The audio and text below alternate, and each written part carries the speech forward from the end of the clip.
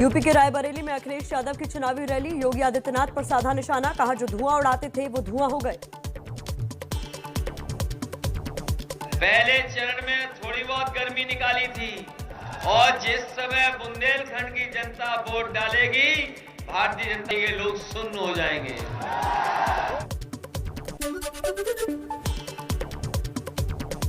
UP के कासगंज में मुख्यमंत्री योगी आदित्यनाथ ने की चुनावी रैली, अखिलेश सरकार पर साधा निशाना। छोटी छोटी बातों को लेकर के सांप्रदायिक तनाव होता था, दंगे होते थे, कर्फ्यू लगता था। आज भाइयों बहनों, वहां पर कर्फ्यू नहीं लगता, बाजारों में बमबाजी नहीं होती। आज वहां पर कांवड़ यात्रा निकलती है और हर हर अंकल के नारे के साथ।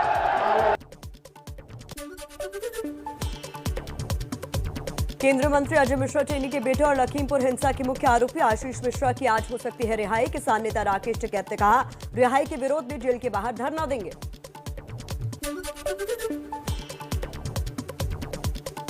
यूपी के लखीमपुर में किसान नेता राकेश टिकैत ने की प्रेस कॉन्फ्रेंस, बीजेपी सरकार पर साधा निशाना। लखीमपुर हिंसा के आरोपी आशीष मिश्रा की रिहाई पर उठाए सवाल। अजय टेनी, आशीष टेनी जो इतना बड़ा जंगी अपराध करने के बावजूद भी 2-3 महीने में ही बाहर आ जाता हो, तो क्या इस तरह की तानाशाह सरकार चाहिए? पंजाब के लुधियाना में दिल्ली के मुख्यमंत्री अरविंद केजरीवाल ने प्रेस कॉन्फ्रेंस की, बीजेपी और कांग्रेस पर हमलावर हुए। भारतीय जनता पार्टी और कांग्रेस के बीच में पीएम की सिक्योरिटी को लेके एक गंदी राजनीति हुई। नेशनल सिक्योरिटी के मुद्दे पे, इंटरनल सिक्योरिटी के मुद्दे पे इस किस्म की राजनीति अच्छी नहीं है। दिल्ली के मुख्यमंत्री अरविंद केजरीवाल ने पंजाब की चन्नी सरकार को निशाने पर लिया, कहा पंजाब में सरकार देश की सुरक्षा व्यवस्था से खिलवाड़ करती है।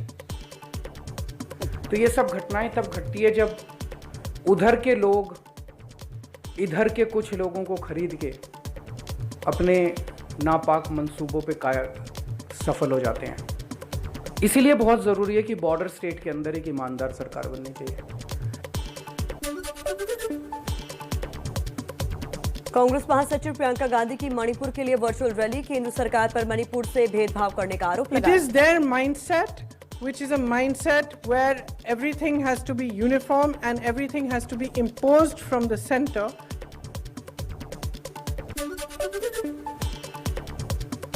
पंजाब के लुधियाना में दिल्ली के मुख्यमंत्री अरविंद केजरीवाल ने किया रोड शो और नुक्कड़ सभाएं।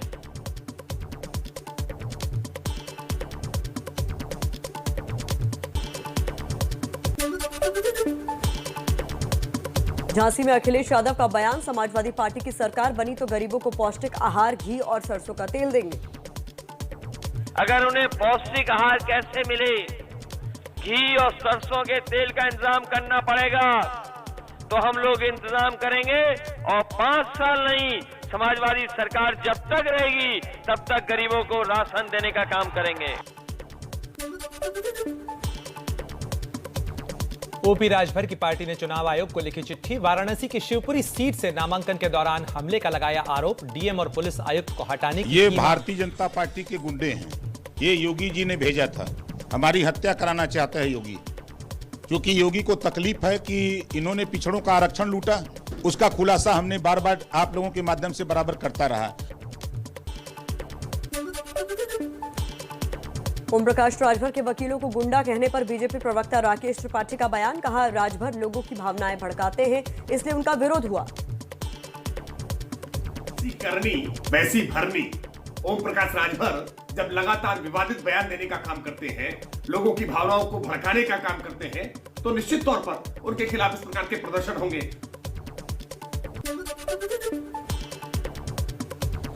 सुरक्षा में चूक के बाद पंजाब के जालंधर में पीएम मोदी की पहली रैली, कहा त्रिपुर मालिनी देवी की पूजा करना चाहता था लेकिन पंजाब पुलिस व्यवस्था नहीं कर पाई, नवा पंजाब बीजेपी के नाल का नारा दिया। और इसलिए अगले 5 साल नवा पंजाब का समय होगा। हिजाब विवाद को लेकर केरल के राज्यपाल आरिफ मोहम्मद का ओवैसी पर बड़ा हमला। बिना नाम लिए ओवैसी को अलगाववादी सोच वाला बताया।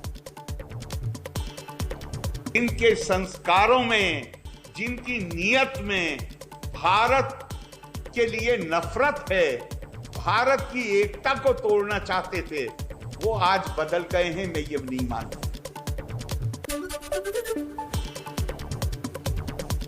होशियारपुर में राहुल गांधी की रैली में शामिल नहीं हो पाए सीएम चन्नी। पीएम मोदी के कार्यक्रम की वजह से चन्नी के हेलीकॉप्टर को लैंडिंग की नहीं मिल पाई इजाजत। मुझे उड़ने से रोक दिया गया और सारा दिन हेलीकॉप्टर इन्होंने उड़ने नहीं दिया और मुझे कंपेयर नहीं करनी दी, सिर्फ इस नाम पे कि इस एरिया में प्रधानमंत्री आए हुए हैं और इसलिए आप वहाँ नहीं जा सकते। तो क्या मैं टेररिस्ट हूँ?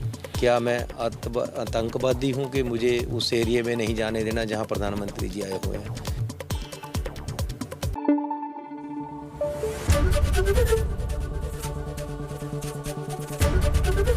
एबीपी न्यूज आपको रखे आगे।